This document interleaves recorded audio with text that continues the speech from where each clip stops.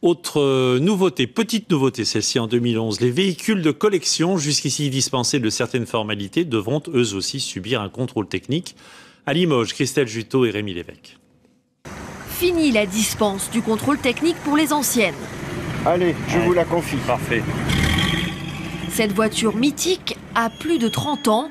Elle doit désormais y passer tous les 5 ans. Elles subissent les mêmes tests. Donc, notamment sur celle-là, on a détecté un jeu, j'ai signalé un jeu important au niveau du train-avant. Pneus, freins, amortisseurs, tout y passe. Un contrôle rigoureux, le même que pour les jeunes modèles. Son propriétaire trouve cela injuste. Pour ce qui concerne tous les véhicules dits de collection ou voitures anciennes, je trouve que la rigidité est un peu flagrante.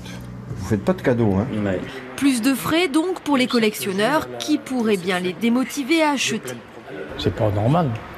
Ils auraient laissé comme c'était avant, c'était des voitures de collection. C'est des voitures de collection maintenant. C'est bien, toutes les lois changent alors. Une loi durcie pour empêcher les voitures de collection de rouler en piteux état. Surtout que depuis 1 an, elles peuvent rouler n'importe où en France. Alors, en termes de sécurité, un net progrès selon les garagistes, très souvent surpris d'eux. Voir des gens qui roulaient avec des disques de frein, mais plus que creusés, je ne vais pas dire l'état de feuille de cigarette, mais presque, vraiment très très fin, bien au-delà de la cote d'usure normale tolérée par le constructeur.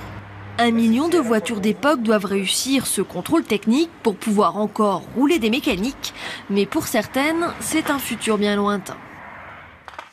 Comme c'est la tradition, ce soir à 20h, le chef de l'État présentera ses vœux aux Français. Vœux que vous pourrez bien sûr suivre en direct sur TF1. Déjà, Dominique de Villepin et François Bayrou se sont exprimés sur Internet. Et puis ce soir, toujours à 20h, Martine Aubry pour le Parti Socialiste adressera elle aussi ses bons vœux aux Français, toujours sur l'Internet.